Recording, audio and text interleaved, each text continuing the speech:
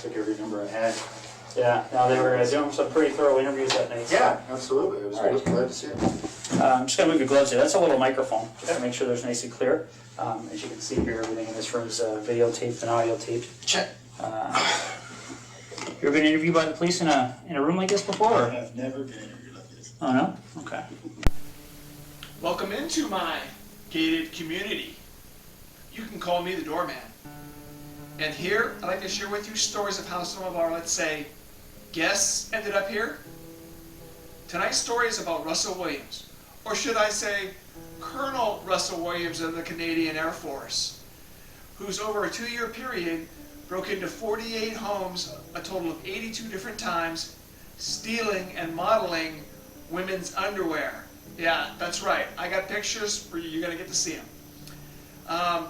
Then in quick succession, committed 2 sexual assaults and 2 murders, but got sloppy and police followed his trail.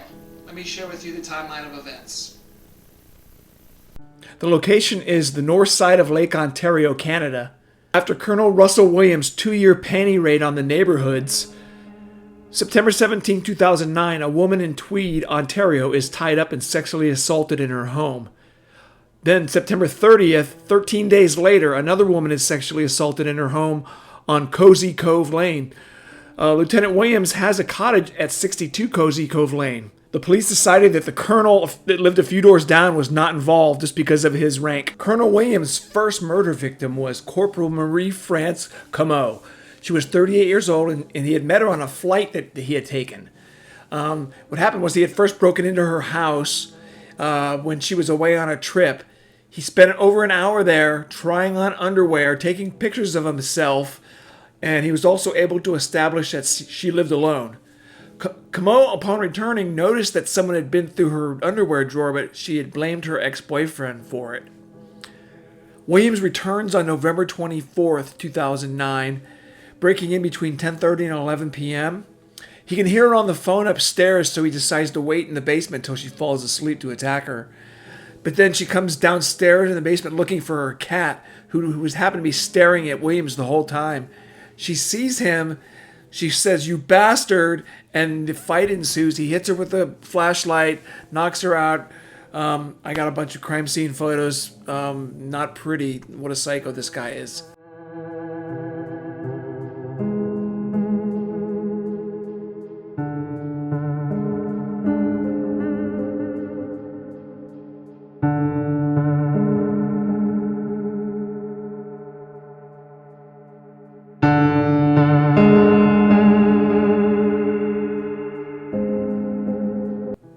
So after she was unconscious at the bottom of the stairwell, Williams went around and unplugged all the night lights and covered up her bedroom window with a blanket. Then he actually was back down there taking photographs and video of her unconscious at the bottom of the stairwell. You can see how long she was there, that blood-soaked carpet. He then took her up to the bedroom where he raped her for the next 2 hours while taking more photos and videotaping his assault. On videotaped evidence, Comeaux can be heard pleading for her life. She'd already had duct tape over her eyes and her mouth. Williams placed duct tape over her nose and she suffocated to death. After her death, Williams washed the bedding in bleach, taking pictures of himself cleaning. He placed Comeaux's body on her bed and pulled the duvet over her. Then he stole several pairs of her underwear and left through the patio doors. Another disturbing aspect of this case is Colonel Russell Williams writes Marie Comeaux's parents a condolence letter on behalf of Trenton Air Force Base.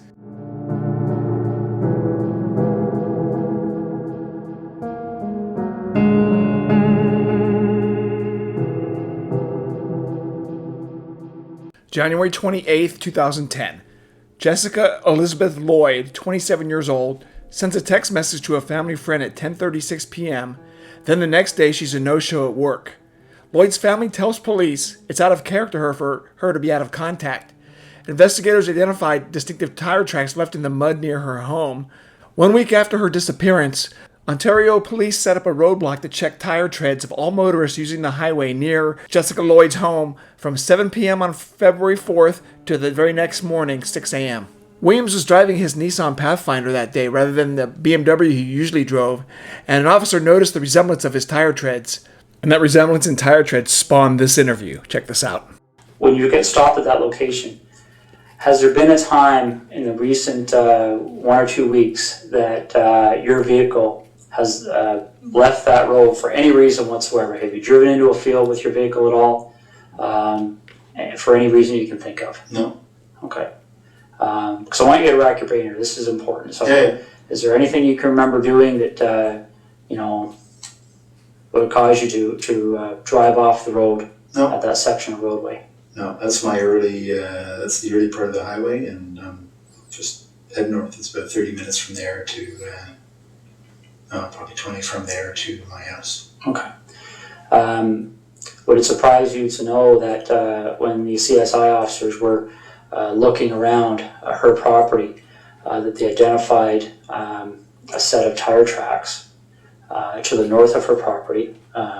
Looks as if the vehicle left the road and drove along the north tree line of Jessica Lloyd's property. Okay. They took, they examined those tire tracks, and they have contacts in the tire business. Obviously, tire tracks are a major source of evidence for us. Sure. Shortly after this investigation started, they identified those tires as the same tires on your Pathfinder. Really? Yeah. Okay. Okay. One of the other things that they do to try and identify the type of vehicle that may have left those tires, well, is they do two things. They talk to witnesses. Okay. There was a female police officer that actually drove by that location that evening and recalls seeing an SUV type vehicle in the field up to the north of Jessica Lloyd's house, consistent with a Pathfinder. Okay. Could maybe consistent with other things, but consistent with a Pathfinder. And they, what they also do to try and identify the type of the vehicle is they look at what they call the wheelbase width, okay? Because different vehicles, different makes, models have wheelbase width. So they can take those two sets of tire tracks, measure the distance between them, okay, and determine what the width is, Sure. and then they can enter that into a vehicle database, and it will spit out the types of vehicles, okay? Your Pathfinder's wheelbase width is very, very close to the width of the tires that were left in that field, okay? Do you have any recollection at all of being off that road? No, it's not off the road, no. Okay. All right. It's very surprising. Okay. All right. You have any questions for me right now? No. Okay. I'm just going to step out and see how things are going, okay? I mean, it is a Sunday, but there's probably 60, 70 people working on this file, so there's a lot of things happening. Sure. So let me go out and see what's happening, and then I'll come back in and we'll hopefully continue, okay? I told you when I came in here that I'm going to treat you with respect, and I've asked you to do the same for me. We talked about the whole idea of how we've approached you here, okay? The trying to be as discreet as possible, okay? But the problem is, Russell, is every time I walk out of this room, there's another issue that comes up, okay? And it's not issues that point away from you, it's issues that point at you, okay? And I want you to see what I mean, all right? This is the footwear impression of the person who approached the rear of Jessica Lloyd's house on the evening of the 28th and 29th of January, okay? All right? Now, I want you to keep in mind that this is slightly smaller, okay, in scale, okay? Okay. All right, that's not to scale. The footwear is actually bigger. Okay. If you look here on the ruler, you'll see that 1 inch is just slightly smaller than an actual inch, okay? But this is the way it prints off on the computer. Yeah. I'm going to move this over so you can see what I mean, all right? Because essentially when you're dealing with footwear impressions, we have a gentleman on the OPP who's basically world-renowned. His name is John Norman. And essentially with footwear impressions, you're in a situation where you're pretty much in the area of fingerprints, okay? And essentially what we're talking about here is, especially when you start adding in other pieces of information that support an investigative position, okay? This is a photocopy of the boot that you took off your foot just a little while ago, okay? Now, I'm not an expert in footwear impressions, so I rely on the experts. Footwear impressions are very much like like fingerprint comparisons, okay? You take a look at this print, and again, this is one print. This person walked through, there's several different prints to compare. So we're going to get features off of one print to compare, features off another print to compare. Yep. These are identical.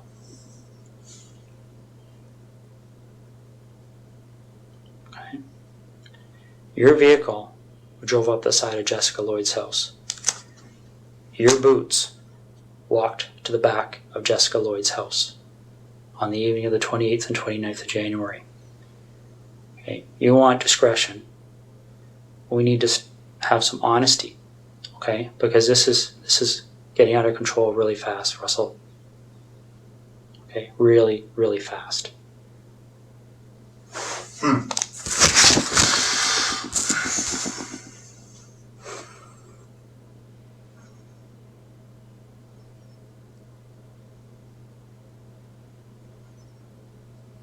This is getting beyond my control. All right, I came in here a few hours ago and I called you the way I called you today because I wanted to give you the benefit of doubt. Mm-hmm. But you and I both know you were at Jessica Lloyd's house, and I need to know why.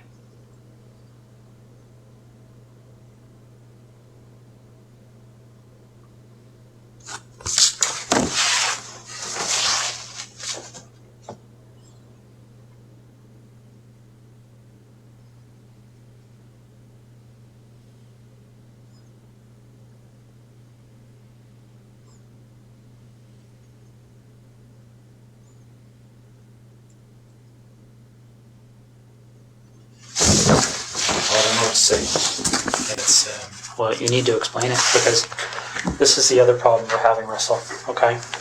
Again, these decisions are made by me. Mm-hmm. Right now, there's a search warrant being executed at your residence in Ottawa. Okay? So your wife now knows what's going on.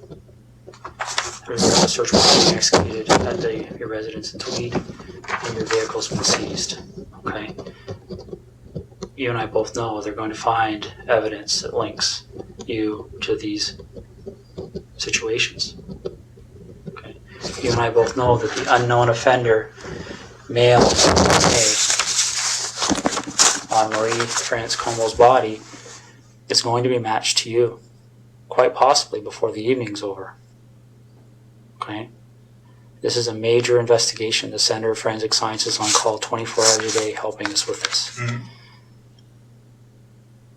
Your opportunity to take some control here and to have some explanation that anybody is going to believe is quickly expiring. Mm-hmm. Okay? We're applying, the investigators now applying for a warrant to search your office. Right? These aren't decisions that we can say yes or no to. This is a practical steps in an investigation like this. And Russell,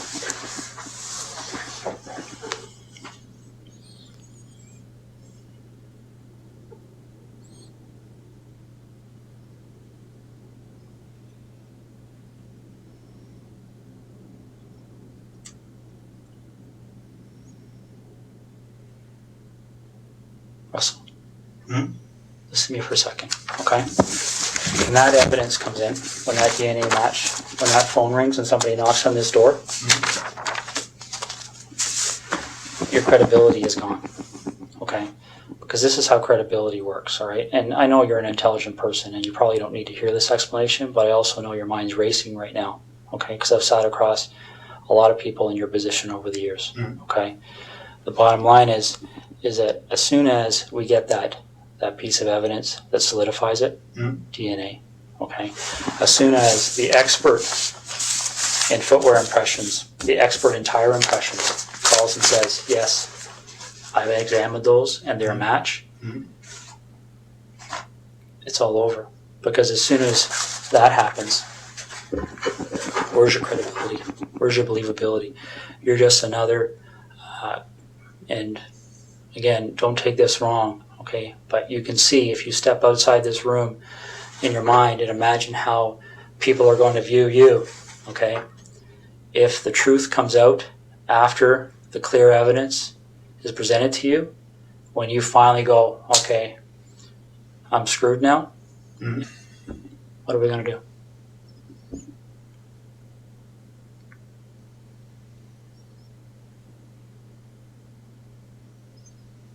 Russell, you know there's only one option. What other option is there? What's the option? Well, I don't think you want the cold-blooded psychopath option. I might be wrong. Okay, because don't get me wrong, I've met guys who actually kind of enjoyed the notoriety, got off on it,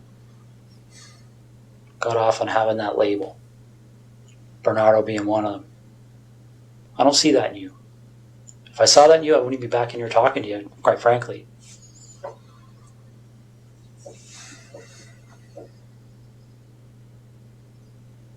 But maybe I'm wrong. Maybe you got me fooled. I don't know.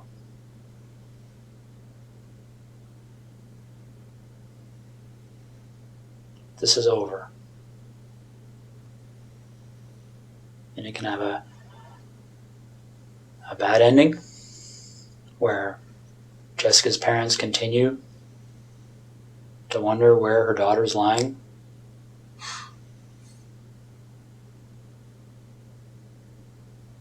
And I don't know. I mean, obviously, there's a huge search still underway, and it'll continue. It'll continue until her body's found. That might even happen tonight, for all I know. Once that happens, then I don't know what other cards you would have to play.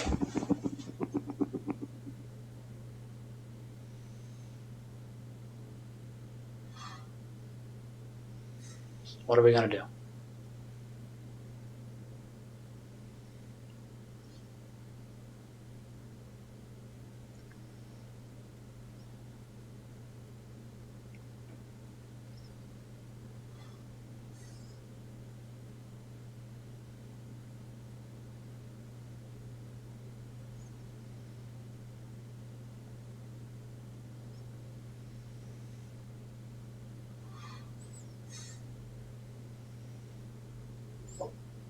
Russell, what are we going to do?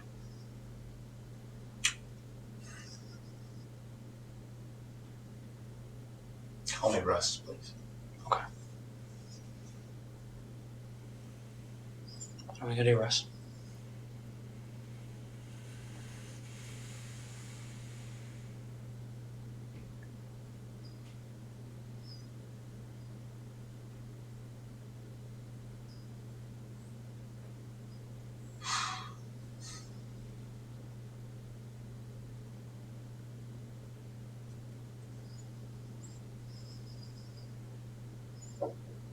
Is Jessica somewhere we can find her easily? Like, is this something where I can make a call and tell somebody to go to a location and they're going to find her, or is this something where we have to go and take a walk?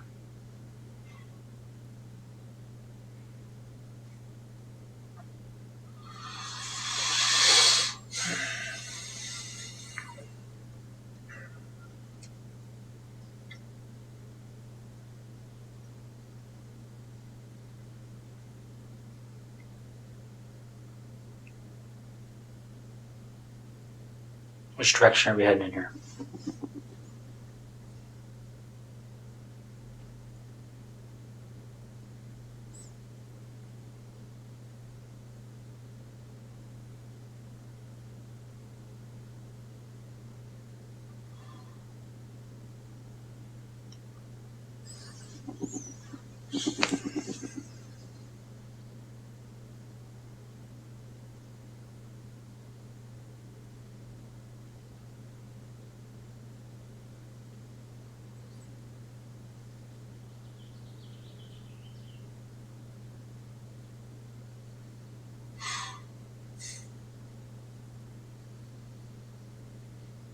Russ, maybe this would help. Can you tell me what the issue is you're struggling with?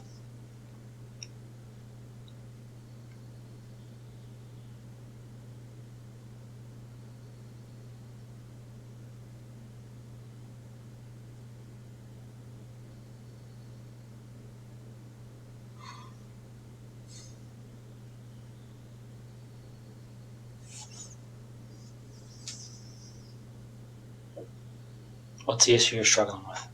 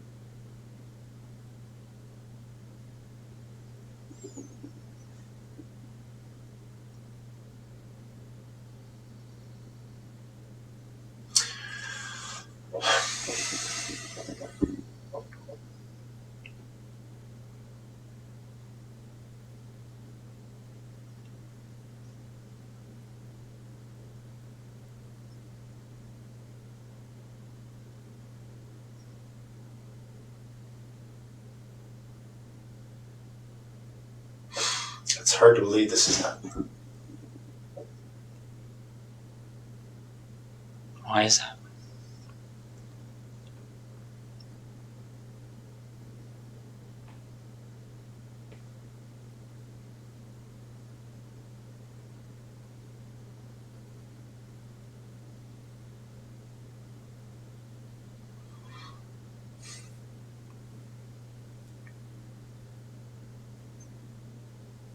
Why is it hard to believe?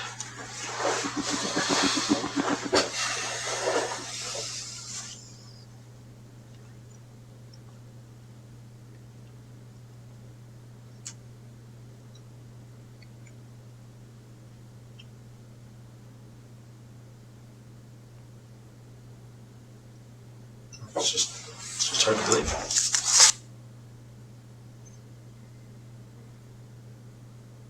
Whose decision was it? And we're going to find out the answer to this anyway. But whose decision was it to issue the directive to the base personnel that nobody had to speak to the police and to seek legal counsel before they were questioned? It's I don't think that was... my understanding that direction came from somebody that reports to you. What do you think they're going to say, Russ? No. What do you think they're going to say? All right, and let's step back for a second here, okay? I really don't think it benefits you or makes you look any better to start debating the little issues, okay? No, but that is news to me. Okay. I have a legal officer that reports to me, Yeah. who may have given that direction. Okay. But that's the first time I've heard it. If that's true, that's the first time I've heard that. All right, and that may be the case, but how does it look? Right? We're not even dealing with something that's really even evidence because it's not needed. I mean, when you have DNA and all this other stuff, that's not even. What really was the an issue. direction? I don't recall, but it was something along the lines of telling the people on the base that they weren't required legally to speak with police and they should seek legal counsel before they decide to speak. But well, if that was actually said, it would not have been to the base at large. It may have been to the individual, the boyfriend who is the suspect. Okay, my understanding it went out to all personnel. No, absolutely. Maybe no, only under your command. I don't know. It didn't. Okay, that's fine. I didn't ever see it. That's fine. Now let's get back to the issue. What's that? So you talk about perception. My only two immediate concerns from a perception perspective are what my wife must be going through right now. Yeah. And the impact this is going to have on the Canadian Forces. Where do we go?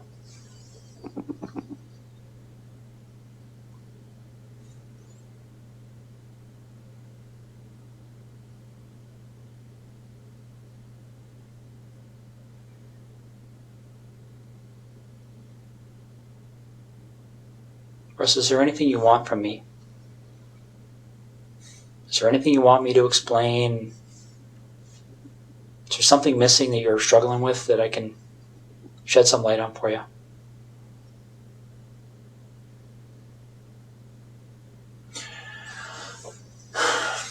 I'm struggling with how upset my wife is right now. Russ, what are you looking for?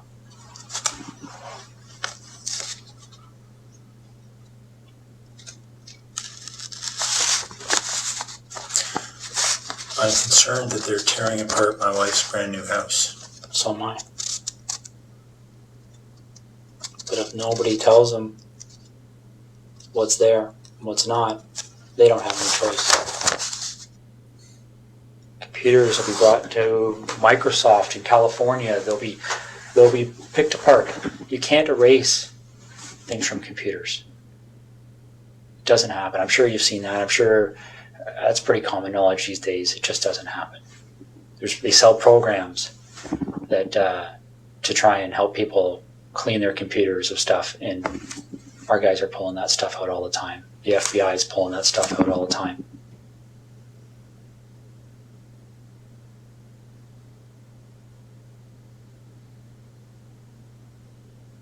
This investigation will end up costing no less than $10 million. Easy. And they will say no to nothing. Any request this major case manager makes on this case, they've already been told it's approved. Don't even bother asking.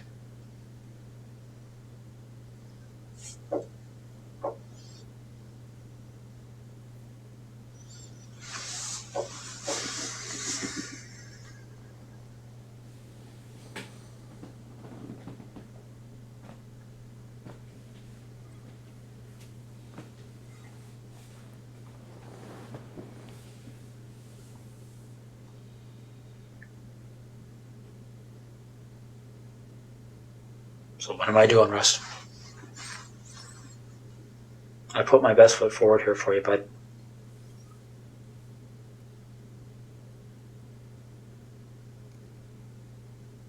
I really have. I don't know what else to do to make you understand the impact of what's happening here.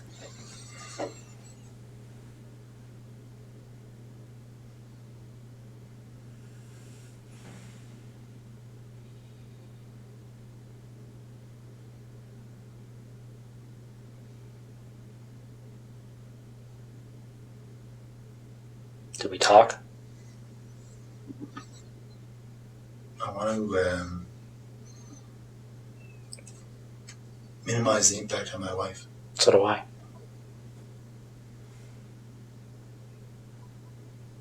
So how do we do that? Well, you start by telling the truth.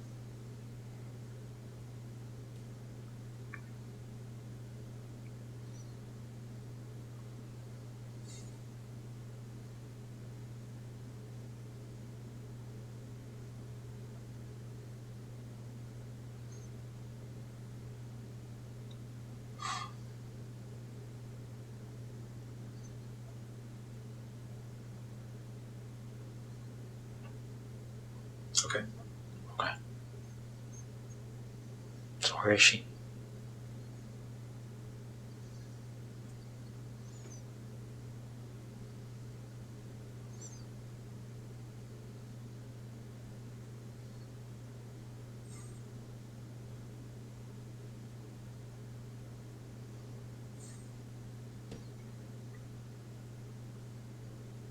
You got a map?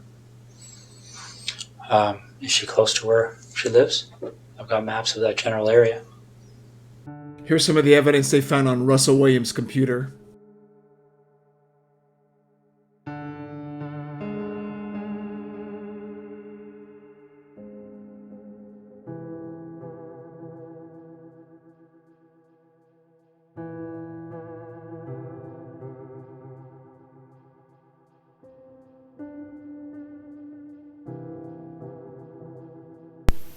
Well, that was a masterful interrogation by Sergeant Jim Smyth, but the evidence was there. So he's got 2 life sentences, no possibility of parole, convicted for all the other things he did as well, the break-ins, the 2 sexual assaults, and of course the 2 murders. Thanks for watching. I'm the doorman. We'll see you next Visitor's Day, and don't let me catch you in my gated community.